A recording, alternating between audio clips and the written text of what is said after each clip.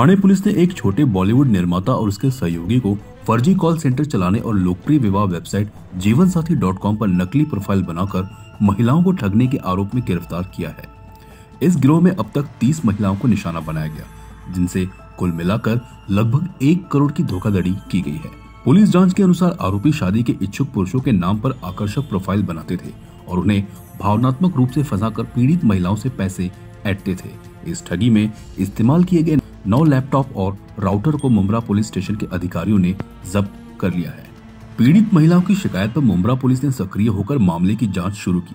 ठोस सबूत मिलने के बाद आरोपी को गिरफ्तार कर लिया गया। अब पुलिस इस मामले में और गहराई से जांच कर रही है कि इस गिरोह ने कितने अन्य लोगों को ठगा है और उनका नेटवर्क कितना बड़ा है। एक गुन्हा दाखल केला होता 10/10/2024 मध्ये।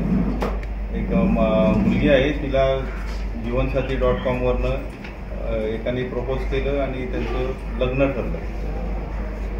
लग्न ठरल्यानंतर त्यांनी वेगवेगळे बहाणे सांगितले। तो अमेरिकेत बिझनेस करतोय डायमंड आणि ज्वेलरीचा, आणि त्या बिझनेसमध्ये डायमंडचा जो बिझनेस आहे ते डायमंडचे काही आर्टिकल्स त्यांनी गिफ्ट म्हणून तिला पाठवलेले आहेत आणि ते कस्टममध्ये अडकले म्हणून त्यांनी तिच्याकडनं पैसे घेतले। नंतर युगांडामध्ये त्याचा ॲक्सिडेंट झालेला आहे आणि इमिजिएट त्याला पैशाची गरज आहे, त्याकडे जी करन्सी आहे ती त्या देशात चालत नाही असं सांगून तिच्याकडनं वेगवेगळ्या बहाण्याने जवळ 13,54,981 रुपये त्यांनी घेतले।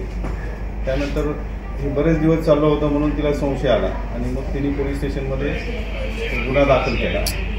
गुन्ह्याचा तपास करताना आमच्या आयोनी बँक स्टेटमेंट, जीवनसाथी.comचं प्रोफाईल आणि AI म्हणजे आर्टिफिशियल इंटेलिजन्सचा वापर केला आणि त्याच्यावरनं जईद खान हा मुलगा आहे त्याला प्रेस केलं आणि त्याला पकडलं भोपाळमध्ये।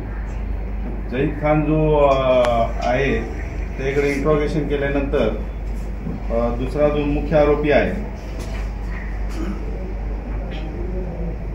एजाज अहमद, त्याचं नाव फाद आहे, उर्फ फाद, हा आरोपी मिळून आला आणि या आरोपींनी बनावट कॉल सेंटर चालू होतं त्याचं आणि जॉयझा म्हणून एक वेबसाईट तो चालवतो, त्याच्यावरून ते चॅटिंगची फॅसिलिटी देतात। तर असे तो वेगवेगळे बनावट प्रोफाईल बनवतो आणि मुलींना फसवून त्यांच्याकडनं पैसे काढतो। आता हे जे प्रोफाईल आहे जईद खान हा एकदम स्मार्ट मुलगा आहे, त्याचं स्टुडिओ आहे, हेअर स्टुडिओ आहे, तिथे हेअर कटिंग स्टुडिओ, त्याचे एकट्याचे 7-8 जवळजवळ प्रोफाईल त्यांनी वेगवेगळे बनवलेले आहेत आणि मुलींना आमिष दाखवून ते हे करतात। तर या तपासामध्ये पोलिसांकडे काहीच माहिती नव्हती, म्हणजे जीवन.comचं प्रोफाईल आणि बँक अकाउंट याच्यावरनं गुगलवरनं त्यांनी त्याचं फेस रेकग्नाइज केला, मुलीला दाखवला आणि तो तिच्या व्हिडिओमध्ये जे फोटो होते त्यात व्हेरीफाय केल्यानंतर पहिल्यांदा आम्ही जईदला ताब्यात घेतलं। त्याच्यानंतर आमची टीम त्याच्या माहितीनुसार लखनौमध्ये गेली आणि तिथून हा दुसरा आरोपी ताब्यात घेतलेला आहे।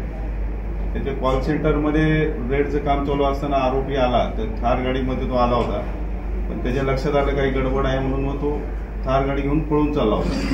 लोकांनी आमच्याजवळ 5-6 किलोमीटर पाठलाग करून दुसरा आरोपी ताब्यात घेतलेला आहे। या गुन्ह्यात जे रक्कम गेलेली आहे ती सर्व रिकव्हर केलेली आहे आणि अशा प्रकारे अजून काही इतर फसवणूक झाली आहे का याचा पोलीस तपास करत आहे।